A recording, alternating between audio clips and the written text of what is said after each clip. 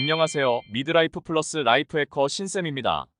연구에 의하면 마늘을 매일 먹으면 건강에 많은 도움이 될 수 있습니다. 그런데 마늘은 생으로 먹었을 때, 익혀서 먹었을 때, 발효시켜 먹었을 때 성분이 바뀌면서 효능도 달라지는데요. 오늘은 마늘 상태에 따른 효능과 어떻게 먹는 것이 가장 건강에 이로운지 알아보겠습니다. 시청하시면 좋아요, 구독 한 번씩 부탁드립니다.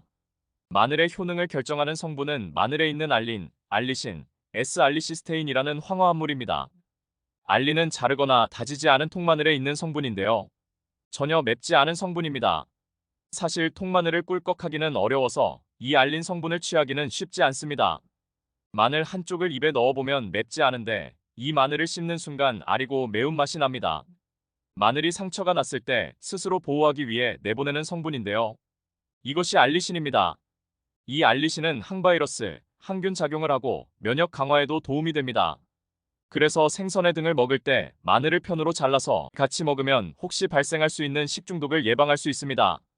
그럼 통마늘을 입에 넣고 아그작 깨물어 먹으면 알린과 알리신을 동시에 섭취할 수 있을까요? 그렇지는 않다고 합니다. 마늘에 상처를 내면 약 10분 정도 후에 알린이 알리신으로 변합니다.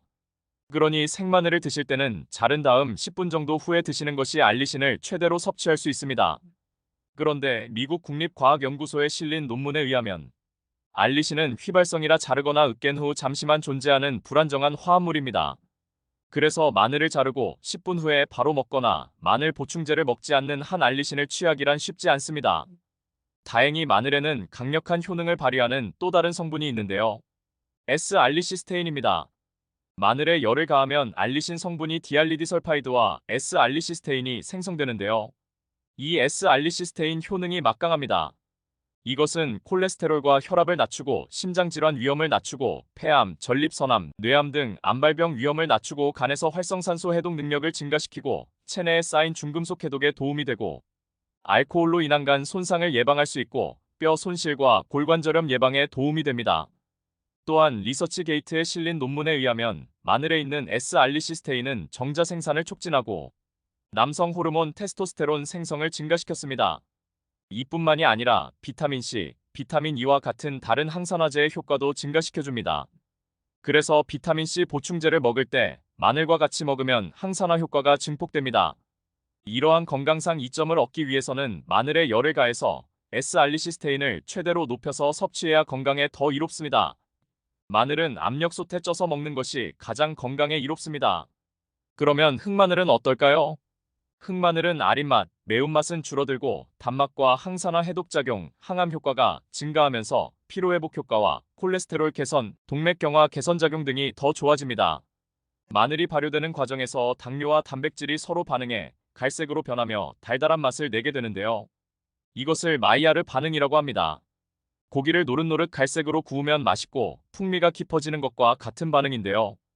이 마이야르 반응으로 아크릴 아마이드와 최종 당화산물이 생성됩니다. 아크릴 아마이드 성분이 암을 유발한다는 것은 널리 알려진 사실인데요.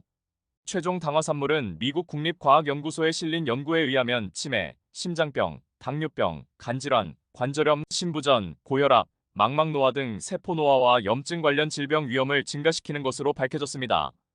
그런데 이 최종 당화산물은 나이 들수록 더 많이 발생한다고 하니 중년 이후에는 절대 섭취를 줄여야 하는 성분입니다.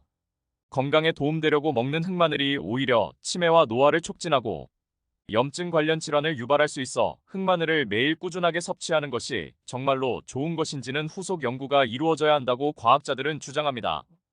꿀마늘은 어떨까요? 방송에서 마늘을 살짝 익힌 다음 꿀에 절이는 꿀마늘이 소개된 다음 꿀마늘을 드시는 분들이 많습니다. 마늘과 꿀을 더하면 효능이 막강한 스태미너 음식이 될 수 있습니다. 그러나 마늘도 뜨거운 음식이고 꿀도 몸에 열이 나게 하는 음식이라 평소에 열이 많으신 분들에게는 오히려 해가 될 수 있는데요. 꿀마늘이 안 맞는 분들에게는 안구 노화나 피부 노화가 빨리 진행될 수도 있고 두통이 생길 수도 있습니다. 당뇨가 있으신 분들은 특히 꿀마늘 조심해야 하는데요. 아무리 꿀을 조금 넣고 혈당을 내리는 계피와 같이 먹는다 해도 당분 섭취에 주의해야 하는 당뇨가 있으신 분, 고지혈증이 있으신 분들은 주의가 필요합니다. 지금까지 살펴본 바로는 건강을 위해 마늘을 먹는 가장 좋은 방법은 부작용이 가장 덜한 압력솥에 60분간 찐 마늘입니다. 생마늘은 김치, 나물무침 등으로 많이 섭취하니까 오늘부터 마늘을 압력솥에 쪄서 매일 두세 개씩 드셔보세요. 치매, 암을 예방할 수 있고 간이 해독되고 심장이 튼튼해집니다. 그런데 사실 압력솥에 찐 마늘은 너무 흐물거려서 그냥 먹기에는 좀 힘듭니다. 찐 마늘 두세 개를 우유와 함께 갈아서 마시면 우유와 마늘의 효능을 동시에 취할 수 있는데요. 이 마늘 우유는 마늘 효능과 함께 우유에 있는 단백질, 뼈 강화에 도움되는 칼슘까지 보충할 수 있어 더욱 건강에 이롭습니다. 마늘은 인삼보다 비싸지 않으면서 그 효능은 인삼 버금가는데요. 마늘이 인삼만큼 농사짓기 어려웠다면 인삼보다 더 비쌌을 거라는 말도 있습니다. 한국인의 식탁에서 분리할 수 없는 마늘. 그 성분과 효능은 과학자들에 의해 이미 입증이 되어서 우리는 먹기만 하면 되는데요. 하지만 마늘 섭취에 주의해야 하는 사람들도 있습니다. 마늘의 효능이 개인 건강 상태에 따라 부작용으로 나타날 수도 있기 때문인데요. 마늘 섭취 시 주의해야 할 사람 첫 번째, 혈액 희석제를 드시는 분입니다. 마늘이 혈전 형성을 방지해 혈류를 원활하게 하는 효과가 있는데요. 혈액 희석제를 드시는 분은 이중으로 혈액을 묽게 할 수 있어 주의가 필요합니다. 마늘 섭취 시 주의해야 할 사람 두 번째, 소화계가 약하신 분입니다. 양파나 부추와 마찬가지로 마늘은 복부 팽만감, 가스, 복통을 유발할 수 있는 탄수화물의 일종인 프록탄 성분이 풍부합니다. 특히 생마늘은 더 심할 수 있으니 찐마늘 한쪽으로 시작해서 양을 늘리시는 것이 좋을 듯합니다. 마늘 섭취 시 주의해야 할 사람 세 번째, 수술 예정인 분입니다. 수술을 받을 경우 마늘의 항혈전 특성이 지혈을 방해할 수 있는데요.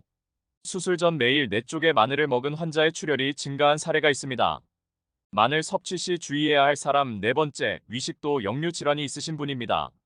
미국 국립연구소의 발표에서 논문에 의하면 마늘은 소화 문제를 일으키는 푸드맨 음식 리스트 탑에 올라 있는데요. 마늘은 식도 하부 관략근의 긴장도를 감소시켜 위산 역류를 유발할 수 있습니다. 위식도 역류 질환이 있는 모두에게 똑같은 증상이 나타나지는 않는다고 하니 찐마늘 한쪽으로 테스트 먼저 해보시는 것이 좋을 듯합니다.